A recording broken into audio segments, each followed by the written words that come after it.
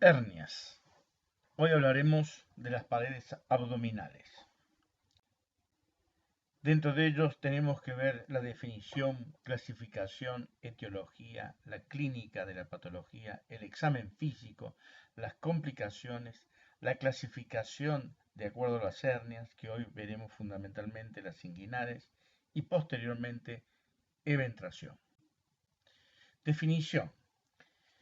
Se define la hernia como la protrusión o salida ocasional o en forma permanente de una víscera o tejido a través del orificio o un defecto de la pared abdominal que anatómicamente ya estaba constituido.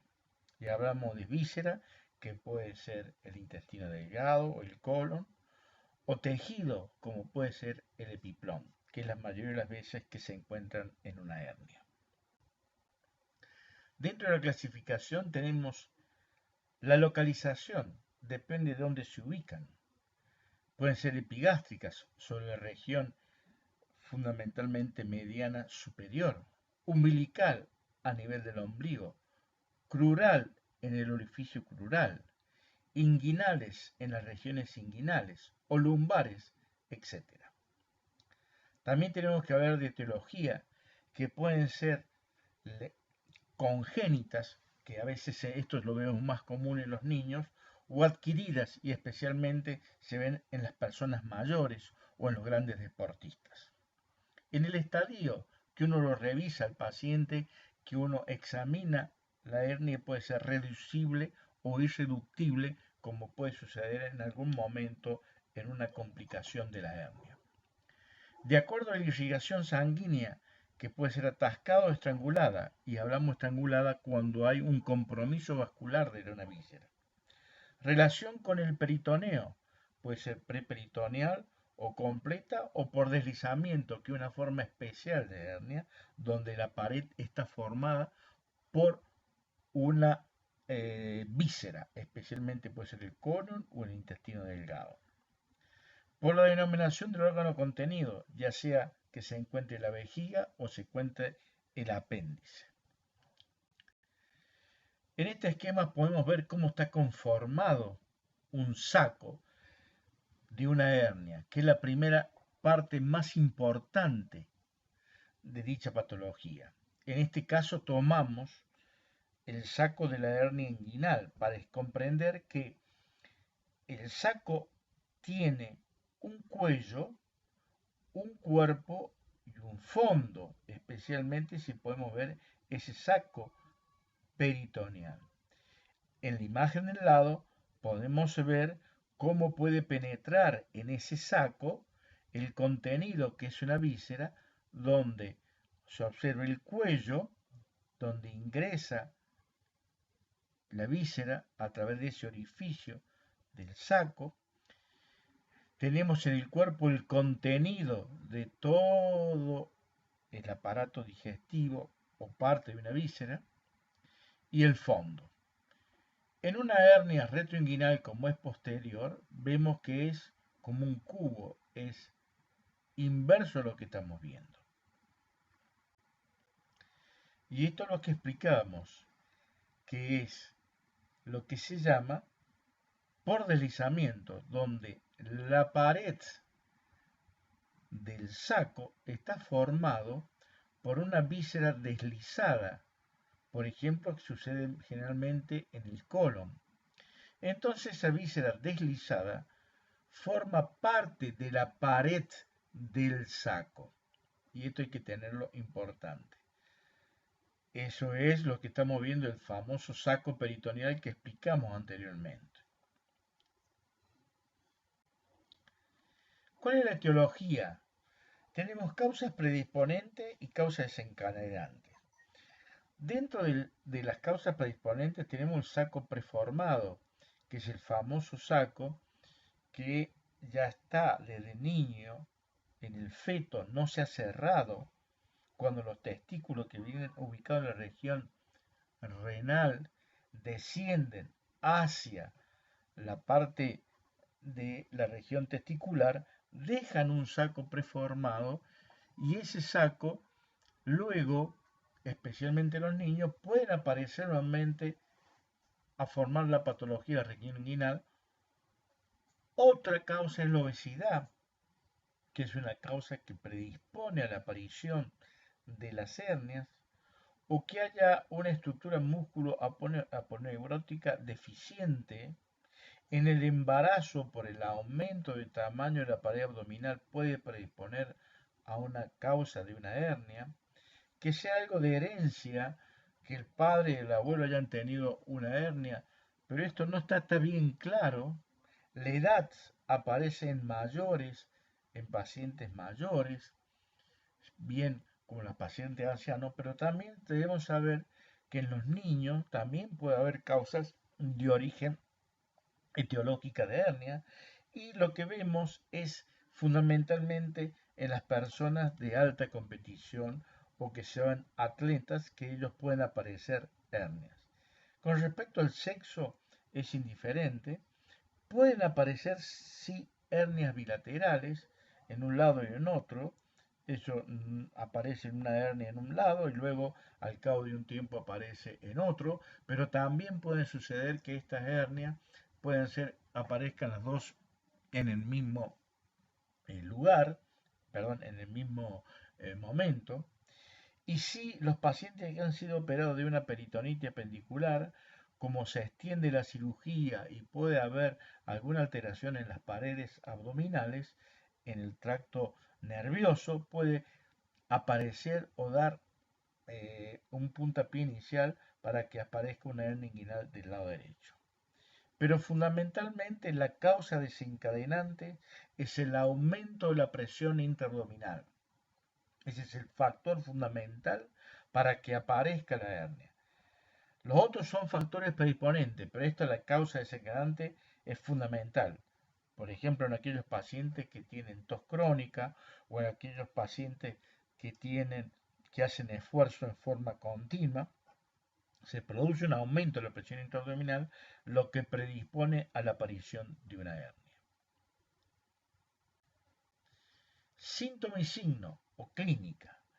Lo que caracteriza a la hernia es la aparición de un tumor, que a veces si lo podemos ubicar en la región umbilical o en la región epigástrica o en la región inguinal. Si hablamos de la región inguinal, suele aparecer un tumor en el momento de hacer un esfuerzo.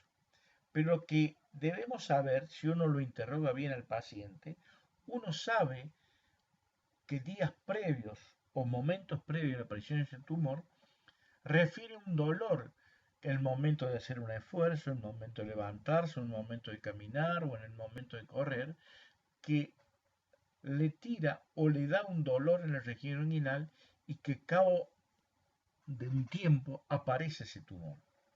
Algunos otros pacientes, dependiendo del contenido de esa hernia, puede tener trastornos digestivos, como ser muchos gases o que refiera que cuando se toca la hernia siente ruidos hidroaéreos, o a veces cuando está deslizada la vejiga puede tener trastornos urinarios. En el examen físico tenemos que hacer siempre una inspección de ese paciente de pie, primero de pie y luego acostado. Entonces de pie, si ubicamos la región inguinal, esa inspección debe ser para ver cómo se encuentra dicha región y hacer que el paciente haga esfuerzo, ya sea de toser. Fundamentalmente veremos si aparece alguna tumoración. Si aparece, posteriormente lo hacemos acostar y cuando está acostado en esa inspección, sin tocar nada, vemos si desapareció esa tumoración o si se mantiene. De ahí podremos hablar lo que era reductible o irreductible. En el examen físico, ya en la palpación puramente, también debemos hacerlo de pie, tratando de palpar la región donde uno piensa que está la hernia y hacer que haga esfuerzos para ver si palpamos dicha hernia. Y volvemos de nuevo a hacerlo acostar para ver que haga esfuerzo para ver si lo volvemos a palpar dicha hernia.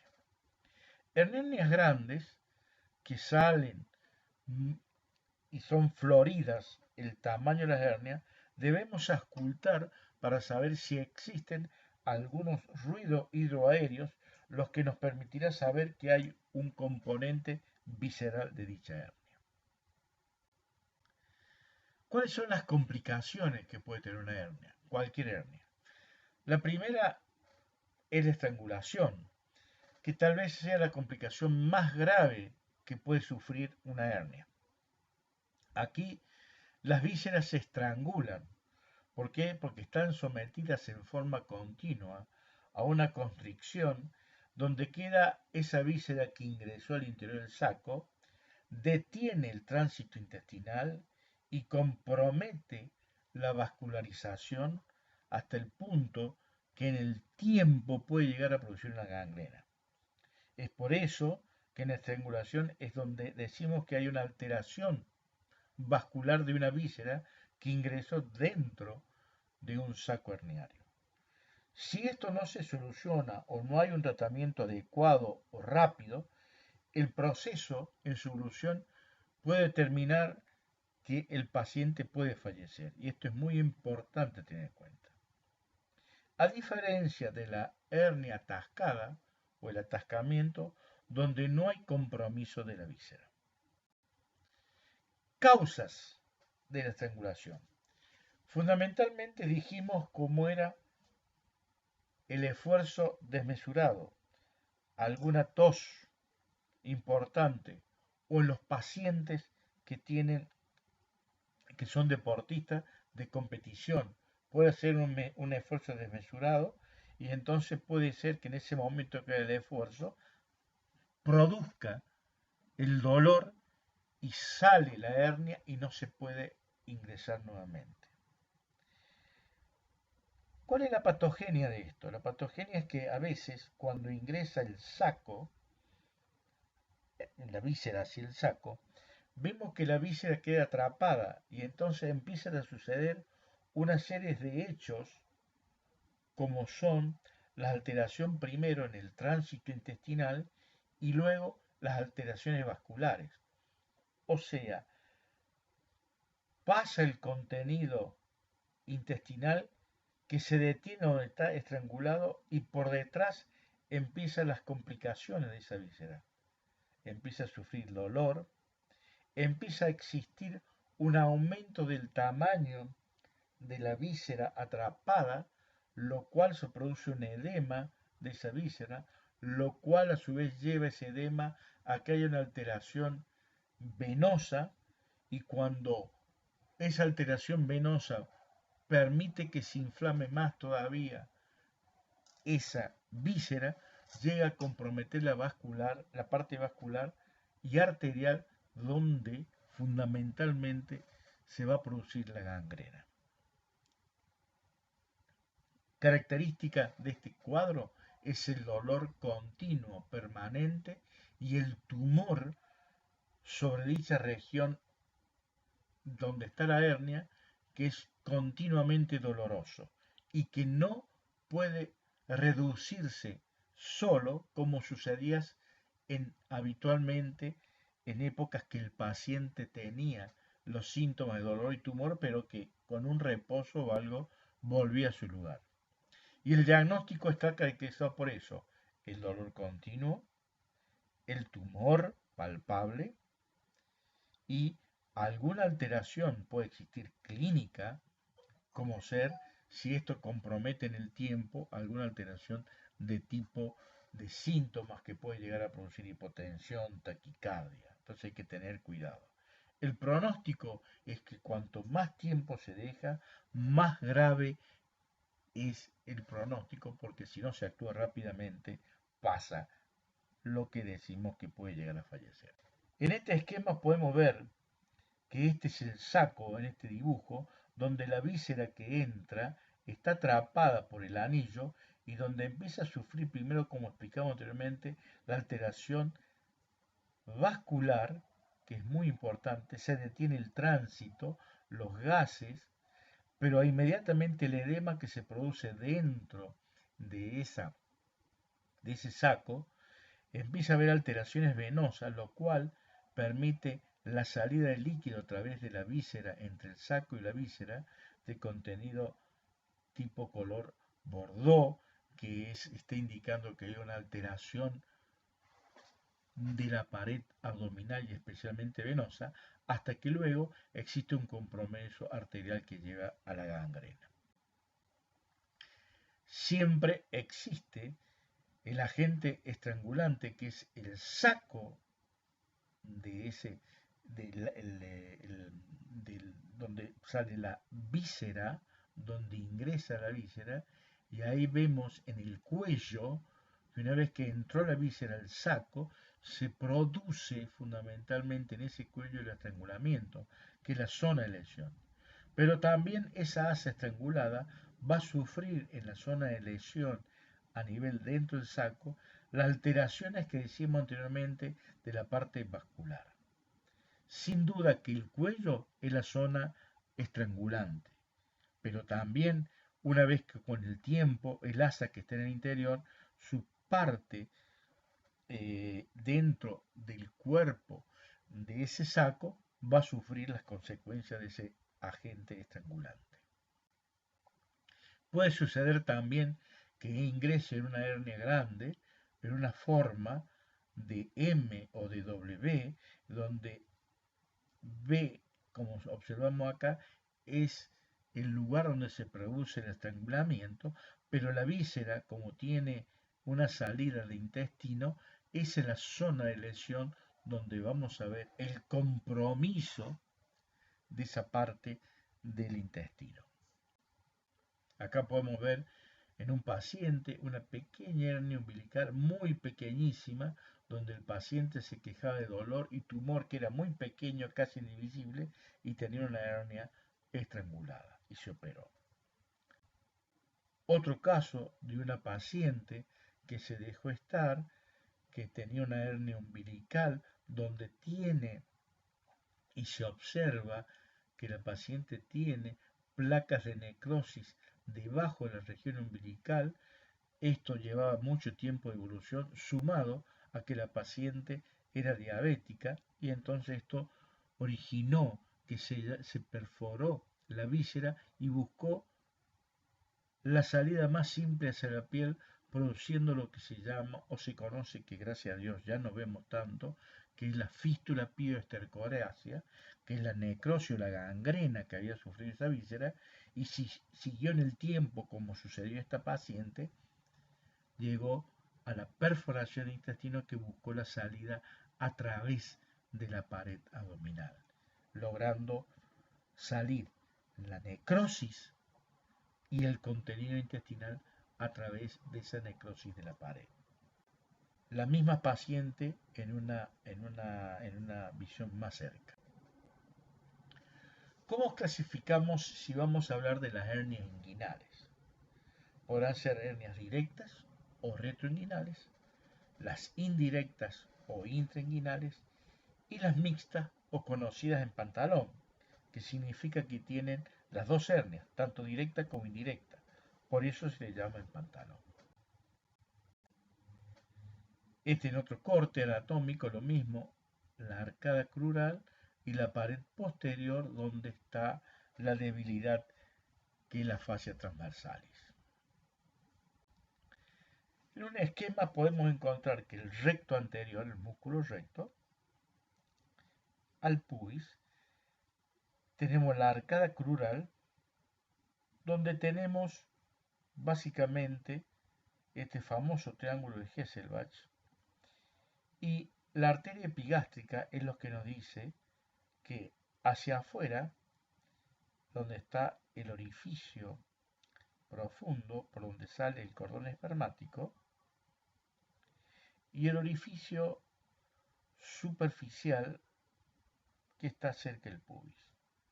Cuando tenemos un defecto músculo-aponeurótico, como en este caso donde el oblicuo menor formaría con el tendón conjunto, tendrían que venir al pubis, si no dejan y se inserta en el músculo recto, hace que la debilidad de la pared posterior sea mayor, y entonces se conoce como el triángulo de Hesser, y entonces eso permite que se agrande este espacio y la aparición de las hernias directas. Generalmente el oblicuo menor con el tendón conjunto tiene un efecto esfinteriano sobre el anillo profundo, lo que es A. Entonces ahí permite la relajación de ese músculo y lo permite que no se produzca la salida por ese efecto esfinteriano de una hernia. Esa arteria epigástrica divide hacia adentro, hacia afuera, el anillo profundo, y hacia adentro tenemos la fascia transversalis. Y C sería que si en forma normal este oblicuo menor con él formaría el tendón conjunto, que iría el pubis, sería la parte fuerte, mientras que la parte débil sería B. Por eso que aquí el triángulo de Hesser está debilitado por la mal inserción del oblicuo menor, que en vez de ir al pubis, que lo normal va al recto y amplía esta zona donde aparece dicha hernia directa. O sea que tendríamos en un esquema más simple A, donde está el anillo profundo, donde tenemos el músculo alrededor, el oblicuo menor y el músculo transverso. Tenemos la arteria epigástrica, que lo que dice lo que está por fuera es indirecta o hernia indirecta. Tenemos C, que es la parte del tendón conjunto que le da fuerza a la pared posterior. Y tenemos B, que es la parte débil, que es la fascia transversalis, donde pueden ser la aparición de las hernias directas. Si lo vemos en otro esquema, ya más completo, podemos ver el orificio inguinal profundo, que es lo que era A. Ahí estaría la arteria, y fíjense que a ese nivel estaría la arcada de Douglas, que es el peritoneo. Tenemos la arcada crural que va de la espina ilíaca cánter superior hasta la espina del pubis, el músculo recto, y esta zona lo que sería la fascia transversalis, que es la fascia preperitonea. Acá pasaría exactamente lo mismo, la arcada de la espina ilíaca cánter superior que va hasta el pubis, el orificio profundo por donde saldría las hernias indirectas, donde viene el cordón espermático. Tenemos la fascia transversalis, que separa, ¿se acuerdan los vasos epigástricos o la arteria epigástrica? Lo que sale por fuera, donde está el cordón espermático, de una hernia indirecta, y por dentro las hernias directas, porque hay una debilidad de esta fascia transversalis, cuando los músculos, en vez de seguir hacia el pubis, la arcada del tendón conjunto, se inserta en el recto. Entonces este triángulo se agranda y permite la aparición de las hernias directas. En este esquema es lo que decíamos anteriormente, vemos el orificio profundo, vemos la arteria epigástrica, los vasos epigástricos, lo que se encuentra por fuera del orificio profundo son las hernias indirectas. Acá vemos el músculo, en un esquema el músculo oblicuo menor, que en vez de ir a insertarse al pubis y disminuir este triángulo, la fascia transversal, y va al músculo recto, lo que permite que esta fascia transversal sea mucho más grande, y entonces permite la aparición de las hernias directas o retroinguinales. La hernia intrainguinal o indirecta necesita de la presencia de un conducto peritoneo vaginal que conserva la permeabilidad. Si usted se acuerda, hablamos que en el feto los testículos o los ovarios de la mujer se encontraron al lado del riñón y descienden en esa etapa fetal a través del conducto peritoneo vaginal, donde en el hombre el testículo se ubica por fuera de la cavidad abdominal, mientras que el ovario se conserva dentro de la cavidad abdominal. Esa presencia del conducto peritoneo vaginal es lo que permite que a veces en los niños aparezca una hernia inguinal o en el adulto, si persiste este conducto peritoneo vaginal, puede aparecer una hernia. Por eso es que en alguna eventualidad puede suceder que durante muchos años no aparezcan o no ingresen vísceras a ese saco preformado que es el conducto peritoneo vaginal, y a veces en algún momento puede fallar el mecanismo esfinteriano que protege ese anillo orificial profundo, que es lo que recién veíamos anteriormente en el dibujo, y puede aparecer una hernia indirecta a través de ese anillo inguinal profundo donde sale por ahí el cordón espermático en el hombre. Y en la mujer va otro conducto. Entonces, además de esta falla anatómica, se requiere lo que dijimos que era la causa principal, que es el esfuerzo, el factor importante que en muchas oportunidades este esfuerzo ejerce presión contra ese orificio profundo, lo que termina venciendo ese efecto esfinteriano y protruye una víscera dentro de ese saco preformado. Y entonces de ahí este saco preformado sale por ese esfuerzo y tenemos una hernia muy pequeñita que se conoce como una punta de hernia, o que crezca con el tiempo esa hernia y se transforme y forme parte de la parte parietal o inguinal del conducto, o que pueda llegar esa hernia hacia la región testicular y se llama inguino funicular. En la hernia retroinguinal o directa, aquí para que se produzca es necesario que la pared posterior del trayecto inguinal, se acuerda que eran directas porque era la fascia transversal, puedan aparecer diferentes causas. El debilitamiento de esa fascia transversalis, que haya una dilaceración de esa región, o como dijimos anteriormente, hay una disminución de la capacidad del mecanismo funcional del trayecto inguinal para protegerla, debido a que hay una mala inserción de los músculos oblicuo menor y tendón conjunto hacia el recto, lo que al no estar bien insertado, ante un esfuerzo de hipertensión intraabdominal que genera un esfuerzo, puede aparecer a través de esa fascia transversal la hernia retroinguinal o directa. O que haya un aumento, como dijimos anteriormente en los esquemas, un punto débil congénito a consecuencia de esa mala inserción, lo que hace que se denomine el triángulo de Hesser y de Hesselbach estén aumentados y permiten la aparición de esas hernias.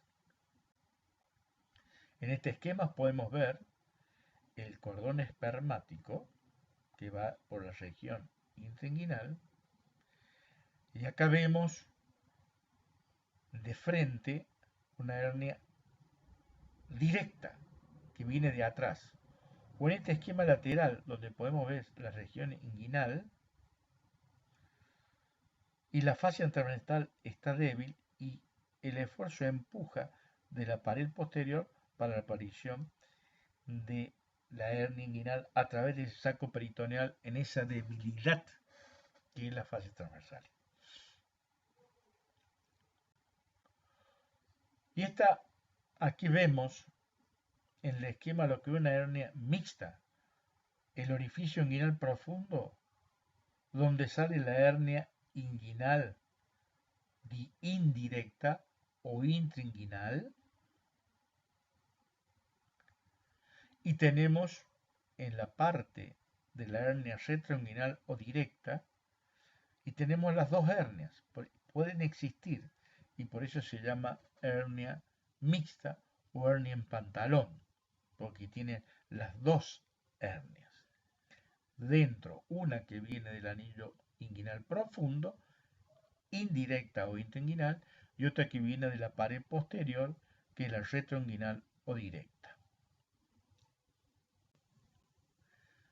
Vamos a hablar ahora de la hernia crural que aparece en la región homónima, denominada región crural, que en realidad se denomina región inguinocrural, que está deformando el pliegue inguinal.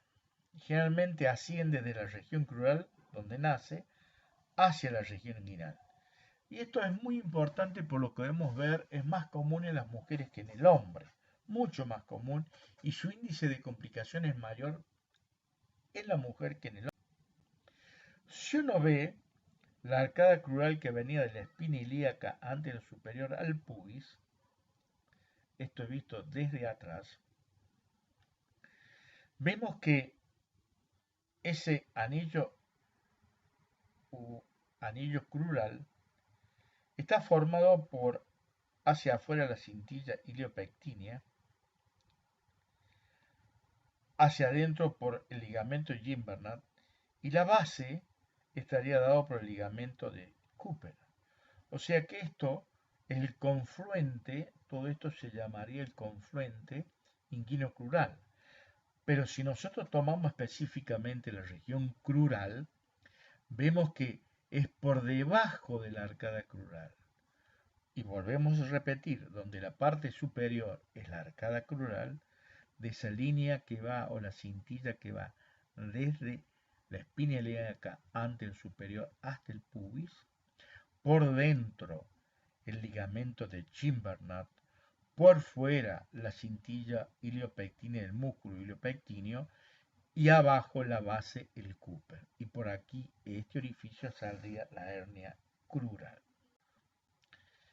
Sin duda que este complejo inguinocrural es muy importante, porque sabemos que la pared posterior del trayecto inguinal está formada por el músculo transverso, por la poneurosis de este mismo músculo y por la fascia transversalis con su refuerzo. Y que de un punto de vista estructural, esta pared tiene zonas débiles, que dijimos que es la fascia transversal. Por eso, al ser agredido por la presión intraabdominal, por los refuerzos intraabdominales, estas zonas ceden y pueden constituir o a la aparición de las hernias inguinocrurales. Entonces, las zonas débiles de este complejo inguinocrural estaría dado por el orificio inguinal profundo, donde viene que el cordón espermático, y por ahí puede aparecer una hernia indirecta o intrainguinal. 2. La pared posterior, que es la fascia transversal, donde puede aparecer una hernia directa o retroinguinal. Y tercero, el anillo crural, donde puede aparecer una hernia inguinal crural, que también viene de la cavidad abdominal. Por la primera zona del orificio inguinal profundo, como ya dijimos, se exteriorizan las hernias inguinales o intrainguinales o indirectas. Por la segunda, las posteriores, las hernias retroinguinales o directas. Y las terceras serían por el anillo crural, las hernias crurales. Si uno ve el esquema, uno puede ver que en esta espina ilíaca anterior superior, lo que sería el número 4, podemos ver que la arteria epigástrica, lo que sería el número 6, divide en hernias intrainguinales, donde va el orificio, donde sale por el anillo profundo, que es 1, y viene el cordón espermático, que es 7, y por dentro de la arteria epigástrica estaría lo que es la fascia transversal y que es 2. Y luego en 3 estaríamos el orificio crural, donde la base de ese orificio crural está dado por el 5, que sería el Cooper. Entonces acá tenemos el complejo inguinocrural donde tenemos las tres hernias. Las indirectas o intrainguinales en uno, en dos las hernias directas o retroinguinales y en tres las hernias crurales. Vamos a hablar un poquito de qué es eventración, que también forma parte de las paredes abdominales. La pared de eventración se denomina también a la salida o protrusión de una víscera abdominal a través de una herida quirúrgica.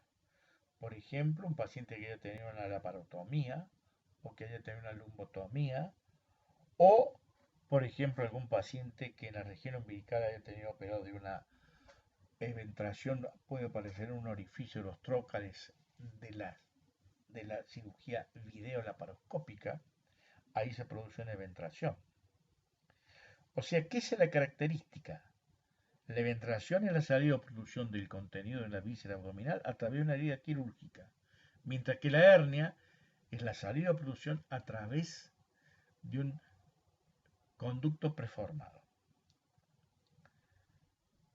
También es importante que una eventración son todas aquellas situaciones en las cuales una víscera se protruye a través de alguna zona debilitada o destruida de la pared del vientre que no sea un orificio o trayecto urinario, como por ejemplo las eventraciones diafragmáticas, que no hay un orificio, pero no hay trayecto herniario, pero puede, por un traumatismo o por una hipertensión intraabdominal, puede aparecer una debilidad y eso se denomina eventración. ¿Cuáles son los factores predisponentes para la eventración? Porque acá son diferentes a lo de la hernia. Porque acá, por ejemplo, en la anestesia, un paciente que no está totalmente relajado y cuando el cirujano va a cerrar esa pared abdominal, tiene permanentemente una debilidad porque no hay una buena relajación y no permite cerrar bien la pared abdominal, conlleva a que pueda ser un factor para la eventración. Una buena hemostasia, que se deje el cirujano un vaso sangrante o que no haya una buena hemostasia de toda la herida quirúrgica puede contribuir a la aparición de una eventración a partir de un hematoma. Las suturas fundamentalmente deben ser suturas acorde donde se coloca y se sutura bien la pared abdominal. Tienen que ser elementos bien firmes, máxime si se trata de la línea media. Los drenajes. Es importante sacar los drenajes por fuera de las incisiones, no dentro de una incisión. O sea que siempre hay que buscar un sitio lateral a la incisión para sacar un drenaje y no sacarlo a través de la incisión porque eso debilita la pared y predispone a eventración. Las incisiones, sin duda, se sabe que en la literatura las incisiones medianas son tal vez más eventrógenas que las incisiones laterales o transversas. Esto sin duda está demostrado en la cirugía de urgencia. La sección de algún nervio o la disrupción de un músculo predispone a la aparición de una eventración. Y esto lo podemos ver, por ejemplo, cuando dijimos en las apendicectomías que podía dar lugar a una hernia inguinal directa, pero también puede suceder que en una apendicectomía donde se amplía porque hay un cuadro peritoneal, luego si hay una sección muscular o una sección de nervios, puede aparecer una eventración. El material de sutura debe ser acorde a la incisión que se realiza. La hipoproteinemia y deficiencia de vitamina D son factores también predisponentes, ya que pacientes que se operan por cáncer pueden tener una hipoproteinemia. Esto es importante. Deben tener un buen estado de salud y fundamentalmente deben tener una buena nutrición. O que la herida quirúrgica se infecte y que lleve tiempo en cicatrizar y que necesita varias reintervenciones para sacar ese proceso infeccioso, también predispone a la eventración. La obesidad sin duda también debilita esa pared y predispone más en estos pacientes obesos a la alimentación, como así los pacientes que tienen cáncer o ascitis. Pero sin duda, lo mismo que en la hernia, el factor desencadenante es la hipertensión intraabdominal, al igual que en las hernias. Esos son los factores predisponentes que vemos que son totalmente diferentes a los de las hernias, porque estas son sobre heridas quirúrgicas, y el factor desencadenante de los dos es lo mismo, es la hipertensión intraabdominal. Muchísimas gracias.